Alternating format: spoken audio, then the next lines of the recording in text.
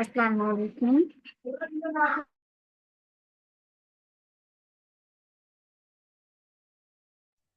आपको मेरी आवाज क्लियर आ रही है? जी जी, आवाज क्लियर आ रही है। और 10 2 3 मिनट रुक जाएं, पार्टिसिपेंट्स ऐड हो जाएं, देन फिर हम आज जो है वो अपनी मीटिंग आज की स्टार्ट करते ओके। हैं।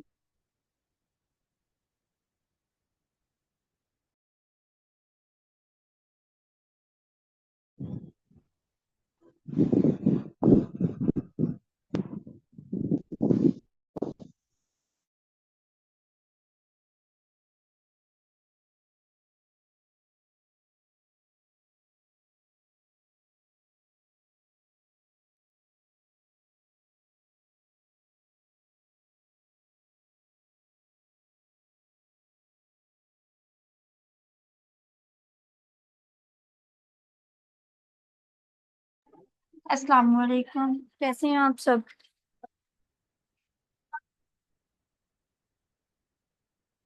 First let me introduce myself, then फिर हम आज की मीटिंग जो है वो स्टार्ट करते हैं। मेरा नाम बकावर शेख है और मैं क्लिनिकल साइकोलॉजिस्ट और बिहेवियर थेरेपिस्ट हूँ। और as a consultant clinical psychologist के तौर पर डॉक्टर स्पेशलिस्ट हॉस्पिटल फैसलाबाद में मौजूद होती हूँ। इसके अलावा मैं ऑनलाइन कंसल्टेंसी देती हूँ। राउंड अबाउट तकरीबन 2.5 ईयर्स से मैं अपनी सर्विसेज प्रोवाइड कर रही हूँ। पहले मैं DHQ में होती थी, सिविल हॉस्पिटल फैसलाबाद में, वहाँ प्रैक्टिस करती थी। और अब जो है वो मैं अपने प्राइवेट सेक्टर में होती हूँ। 30+ कंट्रीज में अल्लाह का शुक्र है मेरी अब तक की सर्विसेज कंप्लीट हो गई। और साइकोथेरेपिस्ट और क्लिनिकल साइकोलॉजिस्ट ये क्या सीन होता है इसके बारे में मैं आपको थोड़ा सा इन्फॉर्म कर देती हूँ, ताकि आपको आइडिया हो जाए कि बेसिकली हमारा काम क्या होता है। साइकोलॉजिस्ट या फिर साइकोथेरेपिस्ट या फिर क्लिनिकल साइकोलॉजिस्ट होते हैं, जितने भी मेंटल डिसऑर्डर्स होते हैं वो उनको ट्रीट करते हैं। डायग्नोज करना, असेसमेंट करनी और उनको ट्रीट किया जाता है। किसी भी इंसान को कोई भी ज़हनी और नफ्सियाती मसला होता है तो फिर उनको डायग्नोज किया जाता है उनकी सिम्टम्स की बेस के ऊपर, और फिर हम लोग ये देखते हैं कि इंसान को कौन सा इशू है, और फिर उसको जो है प्रॉपर साइकोथेरेपी के जरिए से हम लोग काउंसल करते हैं। साइकोथेरेपी कोई मेडिसिन का इलाज नहीं है। हम लोगों को किसी भी तरह की कोई मेडिसिन नहीं देते हैं। साइकोथेरेपी में ये चीज होती है कि एक इंसान अपने माइंड में, एक उसका जहन जिस पॉइंट के ऊपर स्टक हो गया होता है, जिसकी वजह से वो अपनी जिंदगी में आगे मूव ऑन नहीं ना कर पा रहा होता है, तो हम उस इंसान के उस इरेशनल थॉट को रैशनलाइज कर देते हैं। जब एक इंसान की जो सोच होती है वो रैशनलाइज हो जाती है, तो डेफिनेटली उसके सोचने समझने की सलाहियत बेहतर हो जाएगी, तो वो इंसान अपनी जिंदगी के मसले से बाहर निकल जाएगा। It's a time taking process. अभी जैनुल आबदीन मैं स्लाइड शो ही नहीं कर रही हूँ, इसलिए आपको जो है वो शो नहीं। अब मैं करती हूँ। ये एक टाइम टेकिंग प्रोसेस होता है। इसमें ये होता है कि एक इंसान को राउंड अबाउट कह सकते हैं आप, ये कह सकते हैं कि मैक्सिमम भी एक इंसान की डिपेंड करता है कि उसका साइकोलॉजिकल इशू कितना ज्यादा है।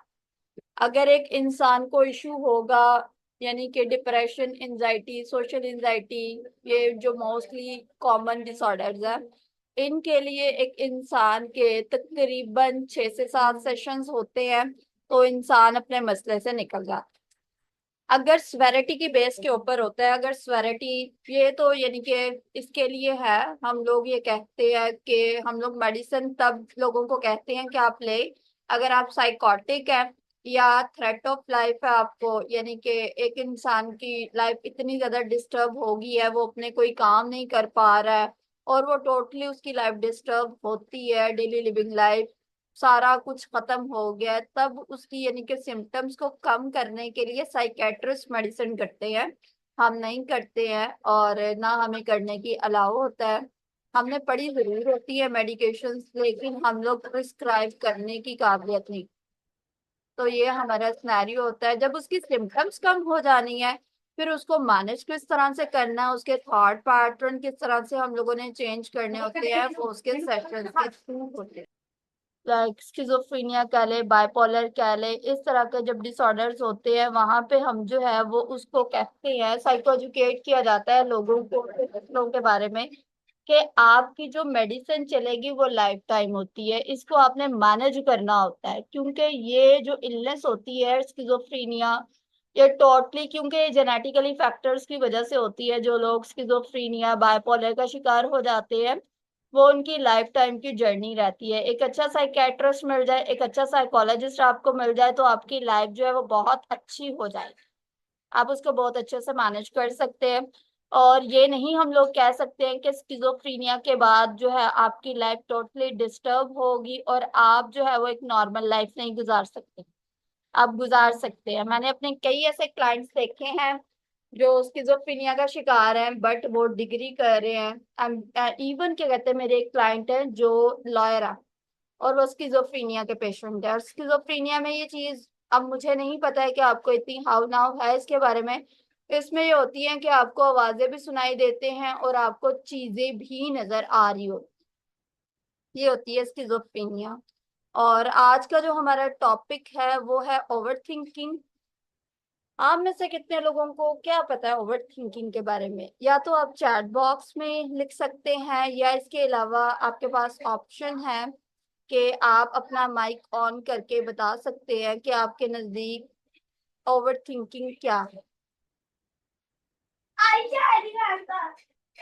अस्सलाम वालेकुम मैम। वालेकुम अस्सलाम। मे आई प्लीज। जी जी जरूर।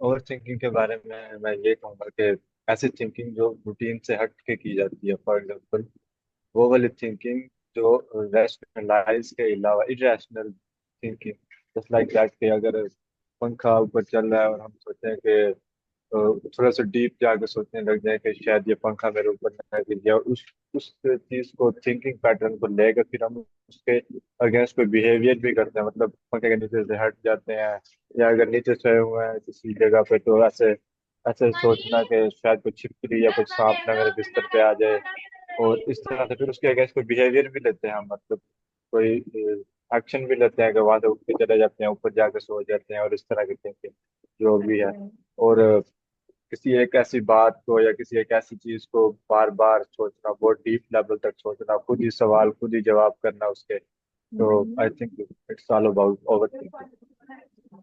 ठीक हो। अच्छा, इसके अलावा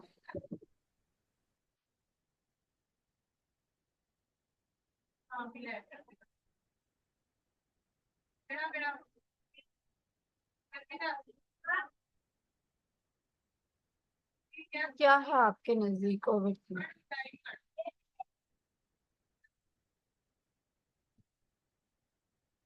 ओवर थिंकिंग एक बात नेगेटिव को लेके उसके बारे में बार बार सोचना। ओके, ठीक है। Screen stop. जी मीटिंग चल रही है।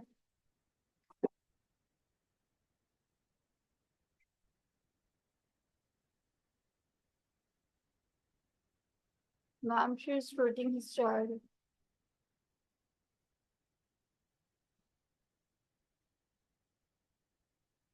Okay,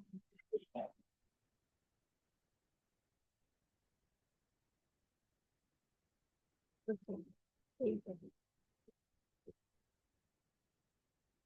जी। ओवर थिंकिंग, चलें आज की मीटिंग हम जो है वो स्टार्ट करते हैं। बिस्मिल्लाहिर्रहमानिर्रहीम। ओवर थिंकिंग होती है बेसिकली एक इंसान जो एक्सेसिवली होती है थिंकिंग, आपकी लाइफ को डिस्टर्ब कर देती है, वो सोचे और वो आपको परेशान करती हैं, और वो मोस्टली थिंकिंग जो है वो नेगेटिव होती है। और ना से वो आपकी लाइफ को डिस्टर्ब कर रही होती है, उसमें ये होता है कि आप मसलों के हल के ऊपर नहीं पहुंच पाते हैं, बल्कि उसकी वजह से ये होता है कि आप जो है उस तरह की थिंक करते हैं जो आपको परेशान करने के लिए होती है। आपके पैटर्न्स, आपके बिहेवियर्स की शेपिंग जो है वो आपकी थिंकिंग प्रोसेस के ऊपर होती है। जब एक इंसान एक्सीड जो है वो थिंक कर रहा होता है और वो नेगेटिवली थिंक कर रहा होता है, तो उसके जो बिहेवियर्स होते हैं वो ऑटोमेटिकली बहुत ज्यादा डिस्टर्ब होना स्टार्ट हो जाते हैं। That's called over thinking. Over thinking जो लोग करते हैं ये आपको आगे चल के बहुत सारे मेंटल डिसऑर्डर्स में भी ले जाती है, और like depression, anxiety, generalized anxiety, या इसके अलावा सोशल एंजाइटी होती है। ये उनकी एक सिम्टम भी है नेगेटिव थिंक करना, यानी कि मनफी सोचना। ओसीडी में ये चीज होती है कि ऑब्सेसिव कंपल्सिव डिसऑर्डर में इंसान एक्सेसिवली सोच रहा होता है, और इतना ज्यादा सोचता है कि उसकी जो थिंकिंग होती है रिपीटेटिव बिहेवियर्स की वजह से उसकी लाइफ टोटली रीयून्ड हो जाती है, और उसी सोच को रोकने के लिए वो कंपेलियन कर रहा होता है। और ओसीडी के जो पेशेंट्स हमारे क्लाइंट्स होते हैं, ओसीडी के पेशेंट हम लोग क्लाइंट्स को ये बारे में कहते हैं कि उनकी जो सोचें होती हैं लाइक इस तरह से होती है कि जैसे हम अनलिमिटेड एक धागों को जो है वो उलझा दें। कह लें 10-15 आप धागे हैं, उनको आप आपस में उलझाने लगना स्टार्ट कर देते हैं, और वो इतने ज्यादा उलझ जाते हैं कि आप उनको अगर सीधा करना चाहेंगे तो बजाय वो सही होने के और ज्यादा जो है इंसान के मिक्स अप होने लग जाते हैं। यानी कि अगर आपने कुछ पिक्चर्स देखी हो तो शायद आपको अंदाजा हो जाए कि किस तरह की एक इंसान ओसीडी के दिमाग में किस तरह की सोचें चल रही होती है। अब ओवर थिंकिंग में इसकी कौन कौन सी सिम्टम्स हैं? ओवर थिंकिंग में परफेक्शनिज्म होती है कि लोग जो है वो इस कोशिश में होते हैं कि वो अपने आप को टोटली जो है वो एक इंसान जो है वो टोटली अपने आप को जो है वो परफेक्ट करने की कोशिश करता है, जबकि परफेक्शनिज्म इज नॉट पॉसिबल। हम इस दुनिया में बिल्कुल भी परफेक्ट नहीं है। हमारी जिंदगी में कोई ना कोई कमी जरूर होती है, अप एंड डाउन जरूर होते हैं, लेकिन एक इंसान जो ओवर थिंकिंग कर रहा होता है वो परफेक्शनिज्म की वजह से अपने आप को डिस्टर्ब कर लेता है। अब चीजें परफेक्ट नहीं होंगी बट वो अपने आप को डिस्टर्ब कर रहा होगा। वो हद से ज्यादा परेशान रहता है, वो उसकी हर वक्त ये कोशिश होती है कि वो सोचता ही रहे। एक्सेसिवली उसकी थिंकिंग जो है जो उसको परेशान रखती है। उसकी कोशिश होती है कि वो केस की सिचुएशन को देखे जो कि उसको वर्स कर लेती है। वो बार बार लोगों से पूछता है, रीअश्योर करवा रहा होता है। अगर उसने अपनी जिंदगी में कोई डिसीजन ले लिया, अब वो अपने डिसीजन को लोगों से बार बार पूछेगा, क्योंकि उसे अपनी जात के ऊपर तो यकीन है नहीं। उसे ये नहीं लगता है कि उसने जो क्वेश्चन किया है वो बिल्कुल ठीक है और उसका आंसर जो है वो बिल्कुल उसका अपनी जात के ऊपर यकीन नहीं है। अब वो लोगों से पूछेगा, रीअश्योर करवाएगा कि मुझे बताएं क्या मेरा जो मैंने जो बात कही है क्या वो ठीक है। सेकंड गेसिंग योरसेल्फ, अगर उसने कोई डिसीजन मेकिंग ले लिया है, अब उसके अंदर भी उसको डाउट होगा। वो उसमें सेटिस्फाइड नहीं होगा, उसे अपनी जात के ऊपर डाउट है, अपने डिसीजन के ऊपर। फिर वो उसके ऊपर दोबारा से चेक करेगा कि मैंने जो डिसीजन लिया वो बिल्कुल ठीक था या नहीं होगा। उसको जिंदगी में अपने डिसीजन लेने में मुश्किलात का सामना करना पड़ता है। जो लोग ओवर थिंकिंग करते हैं उनके स्लीप के पैटर्न्स डिस्टर्ब हो जाते हैं। सोने से पहले मोस्टली लोग जो है वो कोशिश करते हैं कि वो बहुत ज्यादा सोच रहे होते हैं। फिर लोग कहते हैं हमारी स्लीप डिस्टर्ब है, इंसोमिया में चले जाते हैं जब वो एक्सेसिवली थिंक करते हैं। क्योंकि आपकी जो नींद आती है, नींद एक होती है नेचुरल। एक इंसान जिसने सुबह से लेकर शाम तक काम किया है, उसके जिस्म ने इतनी ज्यादा थकावट हो जाती है कि वो बेड के ऊपर लेटता है जैसे ही, तो 10 या 15 मिनट के बाद उसकी जो है वो आंख लग जाती है। लेकिन यहाँ पे ये चीज नहीं होती है। जो लोग ओवर थिंकिंग करते हैं वो लोग एटलीस्ट 2 घंटे या 3 घंटे के बाद उनकी जाके आंख लगती है। ये चीज होती है ओवर थिंकिंग में। अब उनको एक तो एक मसला होगा, वो कंसंट्रेट नहीं करते हैं, वो कभी भी अपने प्रेजेंट मोमेंट को एंजॉय नहीं कर रहे होते हैं। उनकी थिंकिंग या तो उनके पास्ट के बारे में होती है या फिर उनके फ्यूचर के बारे में होती है। वो हर वक्त खुद को थका हुआ महसूस करते हैं। अगर आप कभी पूछे ना जो लोग ओवर थिंकिंग करते हैं, अगर आप में से कोई भी इंसान ओवर थिंकिंग करता है, वो चेक कर सकता है कि वो अपने ये शोल्डर है, शोल्डर के ऊपर एक फिंगर रखे, यानी कि अपनी कोई भी एक फिंगर, मिडल फिंगर, वोट जो भी इनके फिंगर को रखना चाहे वो रख के जरा चेक करे कि उसके जो शोल्डर है वो सॉफ्ट है या हार्ड है। जो लोग ओवर थिंकिंग करते हैं या जो लोग किसी मेंटल डिसऑर्डर का शिकार होते हैं, उनके ये शोल्डर बिल्कुल भी सॉफ्ट नहीं होते हैं, ये बहुत ज्यादा हार्ड होते हैं। जब लोग हमें कहते हैं ना कि हमारी सोचें इस तरह की हैं, जैसे कोई कहता है कि मेरे तो दिमाग की शरेआने फट रही होती हैं, वो शरेआने नहीं फट रही होती हैं, वो आपका स्ट्रेस होता है। वो आपकी ओवर थिंकिंग होती है जो आपके सर के ऊपर मौजूद होती है एक बोझ की सूरत। ये लोग एक चीज एक इंसान, हमारा काम है चीजें करना लाइक दिस। अब मेरा एक काम था कि मैंने इस मीटिंग को अरेंज करना था, अरेंज करने के बाद अपनी स्लाइड्स को बनाना था।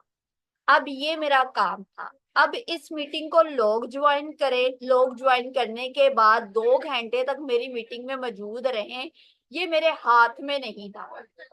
ये मेरे हाथ में बिल्कुल भी नहीं है। ये मेरा एक रिजल्ट है, रिजल्ट 0 आए 100 आए, it's not up to me, ये मेरे ऊपर नहीं है।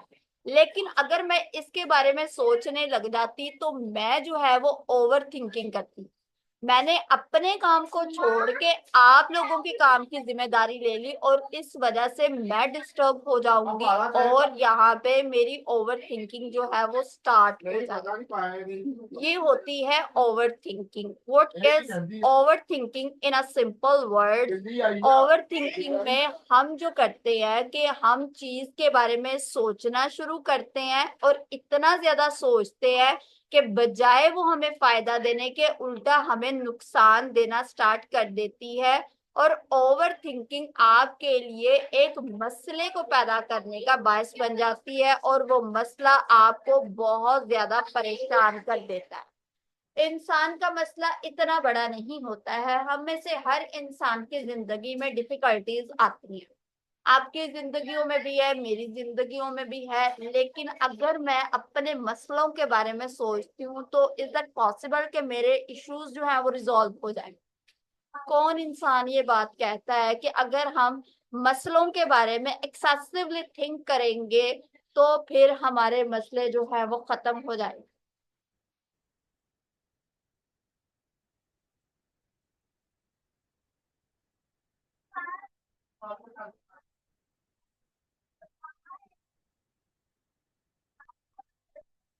है कोई पर्सन ऐसा जो ये बात कहता है, क्लेम करता है?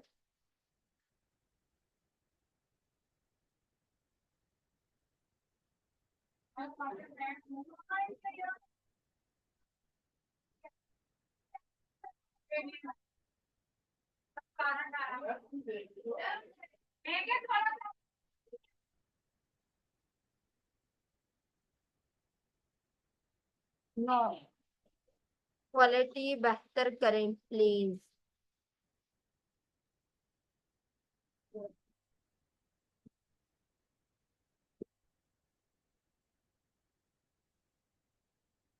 ओके, ठीक है। अब ओवर थिंकिंग की कॉजेस क्या क्या है? मोस्टली लोगों को ये पता है कि ओवर थिंकिंग जो है वो एक कॉज है डिप्रेशन की भी, एंजाइटी की भी, जर्नलाइज एंजाइटी की भी, सोशल एंजाइटी की भी, और बहुत सारे फोबियाज और पैनिक डिसऑर्डर्स की भी। इनकी ये सिम्टम्स में शामिल है जिसकी वजह से आप जो है वो मेंटल डिसऑर्डर में चले जाते हैं। अब एक इंसान जो मेंटल डिसऑर्डर का शिकार हो जाएगा वो ओवर थिंकिंग एक्सेसिवली कर रहा होता है, बट एक इंसान जब किसी मसले में जाने लगता है तो उसके थॉट जो है वो टोटली यहाँ से डिस्टर्ब होना स्टार्ट हो जाते हैं। डिस्टर्ब कैसे होते हैं? आपकी लाइफ में कोई एक इंसिडेंट हुआ, कोई वाकया पेश आ गया, किसी की डेथ होगी, इसके अलावा आपकी जिंदगी में कोई अप एंड डाउन, कोई फेलियर है, कुछ भी है, कोई भी मसला हुआ है, लेकिन आपने उसके बारे में एक्सेसिवली थिंक करना स्टार्ट कर दिया। आप अपने उस मसले को हल करने की बजाय उसके ऊपर नेगेटिव थिंक करते हैं। नेगेटिव थिंकिंग किस तरह से होती है? आप में से हर इंसान ये जानता है कि सोच जो है हमारे दिमाग का काम है, सोचना। हर इंसान इस बात को जानता है। थिंक करना, थॉट, दो डिफरेंट चीजें हैं। एक थॉट यानी कि एक ख्याल हर इंसान के जहन में मौजूद रहता है। हम रोजाना की बुनियाद के ऊपर हजारों की तादाद में जो है वो सोचते हैं। हम डिपिक यानी कि हमारे जहन में सुबह से लेकर रात तक हम मुसलसल सोचते रहते हैं। इवन बाज औकात जो लोग किसी मेंटल डिसऑर्डर का शिकार हो जाते हैं वो सोते हुए भी सोच रहे हुए होते हैं। उनकी सोचें भी उस वक्त चल रही होती है। लेकिन जब वहां से मसला जब आपका बनना स्टार्ट होता है, आपने उसके बारे में सोचना स्टार्ट कर दिया। अब आप जब मुसलसल एक नेगेटिव इवेंट के बारे में सोच रहे हैं और आपको उसका कोई आंसर नहीं मिल रहा है, तो वहां से आपके अंदर जो है होपलेसनेस स्टार्ट हो जाएगी। आप नाउम्मीद होने लग जाते हैं। फिर एक आपके साथ में सिम्टम्स आई, आप लोनलाइनेस का शिकार हो गए। और जो लोग एंजाइटी में जाते हैं वो एक्सेसिवली अपने फ्यूचर के बारे में सोच रहे होते हैं। ऐसे आपके पैटर्न्स एक से एक, एक से एक, एक से एक बढ़ना स्टार्ट हुआ और आपका पूरा एक डिसऑर्डर बन गया। सिर्फ एक आप कोई इशू को रिजॉल्व करना ना आया और आप एक पूरे इशू, एक पूरी मेंटल डिसऑर्डर का शिकार हो। चीजें जिंदगी में होती हैं। अगर हम अपनी जिंदगी में इस चीज के बारे में सोचते हैं ना कि मेरा एडमिशन क्यों ना हुआ यूनिवर्सिटी में, फेलियर हो गया। अब अगर आप उसके बारे में थिंक करना स्टार्ट कर देंगे, आप जो सोच रहे होते हैं वही आपके साथ में होने लग जाता है। और ये हकीकत है, तुम जैसा गुमान करोगे तुम्हारा रब तुम्हें वैसा ही अता करेगा। It's a bitter reality. हम में से आप इस बात को झुटला नहीं सकते हैं। इसीलिए हम लोगों को कहते हैं कि आप कोशिश करें मस्बत सोचने की। आपकी सोच मस्बत हो जाएगी तो आपके जो रवैये हैं वो तब्दील होना स्टार्ट हो जाते। लोगों के इरेशनल थॉट्स की वजह ही उनकी नेगेटिव बिहेवियर्स होते हैं, नेगेटिव पैटर्न्स होते हैं उनके जो अनकॉन्शियस में मौजूद होते हैं। ये चीज है, ये इसके कॉजेज।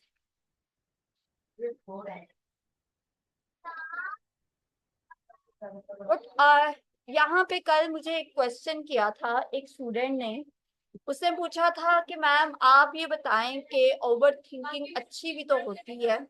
ओवर थिंकिंग अच्छी होती है जब आप इस चीज के बारे में सोच रहे होते हैं कि मैं किसी चीज को सोचूंगा और उसको सोचने के बाद अपने मसले को हल करने की कोशिश करूंगा, और आप प्रॉब्लम सॉल्विंग की तरफ या अपने उस मसले से निकलने की कोशिश करते हैं। वो थिंकिंग आपकी बहुत अच्छी होती है, जो आपको आपकी लाइफ में न्यू स्किल्स की तरफ लेके जाएगी, न्यू डिसीजन की तरफ लेके जाएगी। लेकिन अगर आपकी थिंकिंग जो है वो नेगेटिव है और आपकी लाइफ डिस्टर्ब हो रही है, तो वो थिंकिंग बिल्कुल भी अच्छी नहीं होती। ओवर थिंकिंग आपने अपने मसले को हल करने के लिए करनी है, या अपने मसले के अंदर और ज्यादा डेप्थ में चले जाना है और आपकी थिंकिंग के पैटर्न्स जो है वो नेगेटिव हो जाने हैं। It's up to you. ये आपके हाथ में होता है। आप अपनी बॉडी के कुछ पार्ट्स को मूव ऑन करें।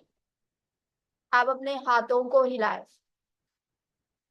आप अपनी नेक को हिलाएं, आप अपनी आईज को ऊपर लेके जाएं, आप अपनी नेक को नीचे लेके आए।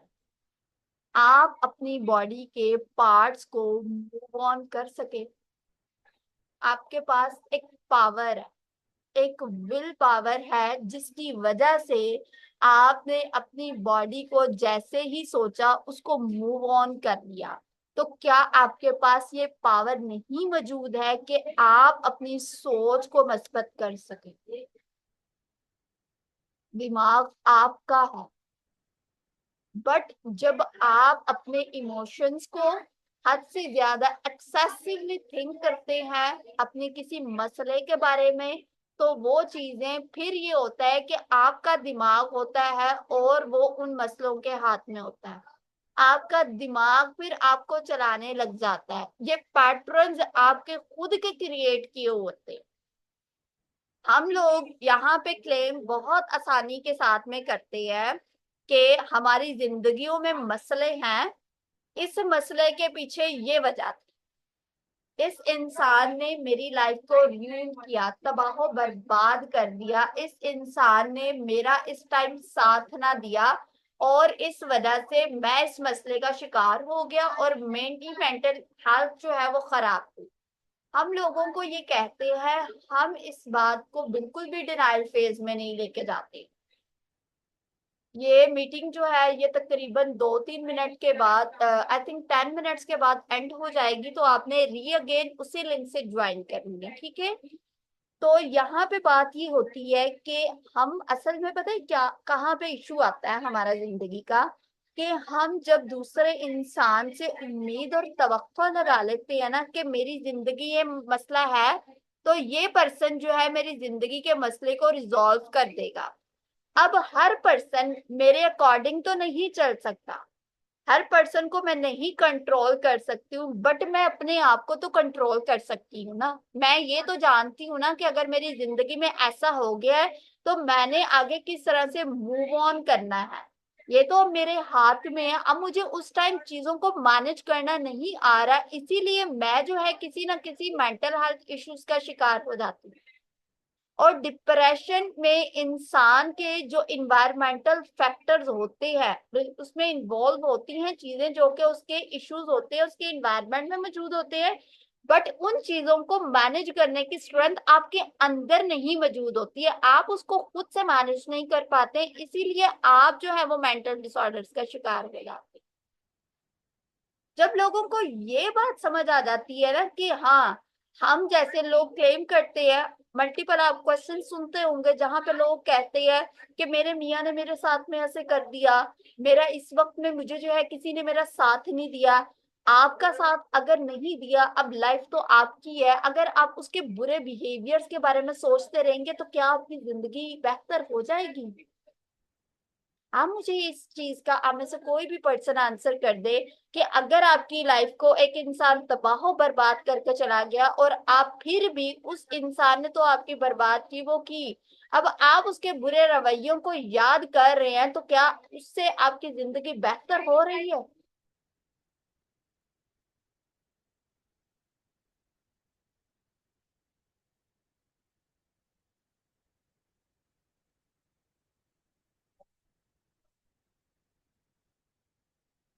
कोई आंसर कर सकता है यहाँ पे?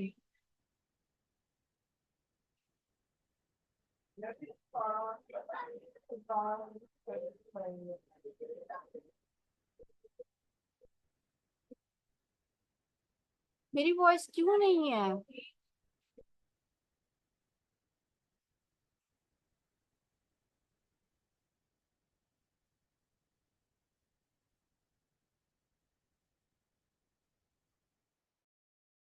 आपको मेरी आवाज नहीं आ रही है?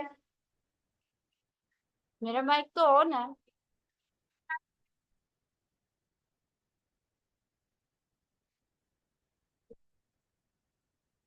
ओके चलें, ठीक है। मैं आपसे ये पूछ रही हूँ कि आप में से अगर कोई इंसान इस बात के बारे में कहता है कि उसकी लाइफ को किसी ने जो है वो डम कर दिया, यानी कि उसकी लाइफ को तबाह बर्बाद कर दिया, ठीक है, अब उस इंसान ने आपकी लाइफ को खराब किया और आप उसी के बारे में सोचते रहते हैं कि उस इंसान ने मेरी लाइफ को क्यों खराब किया है, तो क्या उसके सोचने की वजह से, उसके बुरे रवैयों के बारे में आपकी लाइफ बेहतर हो जाएगी? ये मेरा आपसे ये सवाल।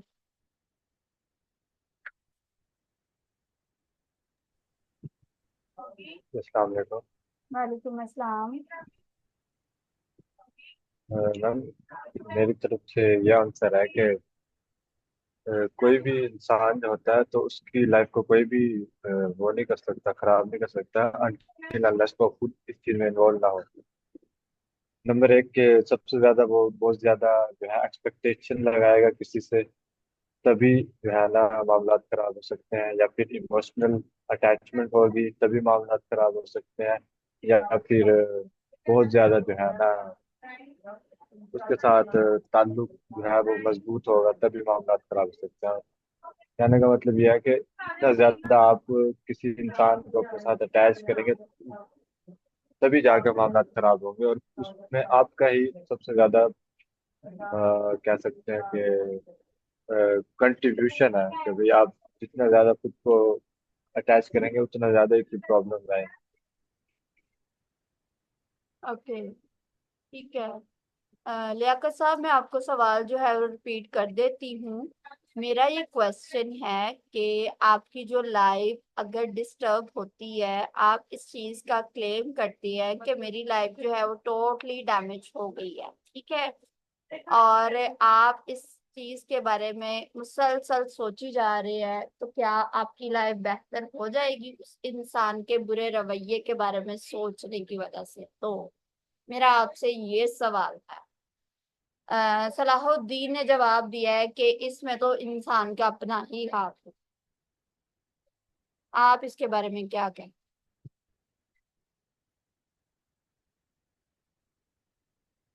नहीं बेहतर होगी, बल्कि और बदतर से बदतर हो जाएगी। कंट्रोल कैसे करें? हम आगे चल के इसको कंट्रोल करने के मेथड सीखेंगे, आप परेशान नहीं। फिर कैसे बेहतर हो? अब मेरा नेक्स्ट क्वेश्चन आपसे यही है। आप ये बताएं कि अगर आपके नजदीक बेहतर नहीं होगी उसके बारे में सोचने से, तो बेहतर किस तरह से? कौन सी ऐसी स्ट्रेटजीज जो आपकी लाइफ को इम्प्रूव करने के लिए बहुत जरूरी अब मैं बताऊं? है? आप तो साइकोलॉजी से रिलेटेड हो ना, आप तो बता दोगे। एक सिंपल ओके, पर्सन का भी हम पॉइंट ऑफ व्यू देखते हैं। चलो सही मैम मैम ये हो सकता है कि हम उस पर्सन को अवॉइड करें ऑल टुगेदर, कि जिसके बारे में या जो चीज़ हमें अफेक्ट कर रही है हमें उससे दूरी अख्तियार करनी चाहिए। एक ये हो सकता है क्योंकि जैसे कि अगर कोई शख्स तंग कर रहा है तो उससे दूरी बनाए रखें ताकि वो सामने ना आए, और मतलब कि जब सामने आएगा तो जाहिर बात है वो सारी पूरी हिस्ट्री उसके साथ जो होगी वो ट्रिगर हो जाएगी। वो चाहे कोई चीज हो या कोई भी मेमोरी हो। तो बेहतर यही है कि हम अवॉइड करें इस चीज को कि किसी पर्सन के साथ अगर मेमोरी है तो वो पर्सन के साथ ताल्लुक ना रखा जाए, या कोई चीज है ऐसी जो तंग कर रही है तो उसको अवॉइड किया जाए। ये हो सकता है या तो। अच्छा, उस्मान साहब, मैं आपसे यही सवाल करती हूँ कि अगर हम किसी इंसान को अवॉइड करने की कोशिश करते हैं, अब वो पर्सन हमारी जिंदगी का हिस्सा है। अब बहुत सारे ऐसे टॉक्सिक लोग होते हैं, या आपकी जिंदगी में बहुत सारे ऐसे लोग होंगे जो आपकी लाइफ को डिस्ट्रॉय करने की कोशिश करते हैं, जिन्होंने डिस्ट्रॉय भी किया होता है। अगर आप उनको अवॉइड ना कर सकते हो तो फिर आप क्या करेंगे? आपने वही उसी घर में रहना, फिर आप क्या मैम सोचेंगे? सेम क्वेश्चन मेरा भी यही है। ये जिसने मैं भी आंसर किया है मेरा भी सेम यही क्वेश्चन है उससे कि एक चीज है कोई भी वो आप ले सकते हैं जिसकी आपको आदत हो चुकी है, मतलब इवन के 3 to 4 ईयर 5 ईयर का फैमिली स्पैन पर आप हम उसके साथ फैमिली गुजार की चुके हैं। बात कर लेते हैं ना, कि हमारी फैमिली में हाँ हर कोई तरह भी है। की होगी, हर पर्सन। मैम तो चले, मैम जी जी इनफैक्ट बोले। आपने जब ये क्वेश्चन पूछा ना कि कैसे बेहतर कर सकते हैं, उससे पहले मेरा भी यही क्वेश्चन था, because I am really in that situation. मेरे जो छोटे भाई हैं उनके साथ जो है मेरा वो काफी ऐसा है, and he is my real brother. मैं उनको बड़ी मुश्किल से अवॉइड कर पाता हूँ।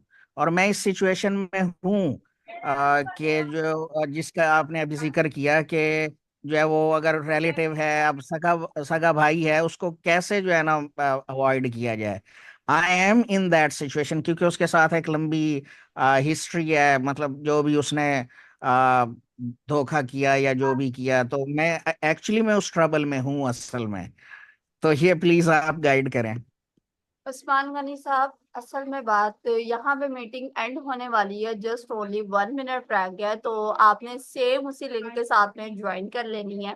तो मैं आपको इसका आंसर जरूर करूंगी, बट मैं चाहती हूँ कि हम जो है इसको नेक्स्ट मीटिंग के स्टार्ट में इसका आंसर करूँ, ताकि आपकी जो है वो सारी यहाँ पे मिसअंडरस्टैंडिंग जो है वो क्लियर हो जाए, और आपको पता चल जाए कि किस तरह से लाइफ में आगे मूव ऑन किया जाता है अगर इस तरह की सिचुएशन क्रिएट हो जाए तो। थैंक यू मैम, थैंक ठीक यू। है, परेशान। बात ये है कि सलाहुद्दीन ने जैसे सवाल किया, सलाहुद्दीन खुद एक साइकोलॉजी का स्टूडेंट है, तो शायद मुझे नहीं पता है कि वो मुझे जानता है या मेरे किसी ग्रुप्स वगैरह में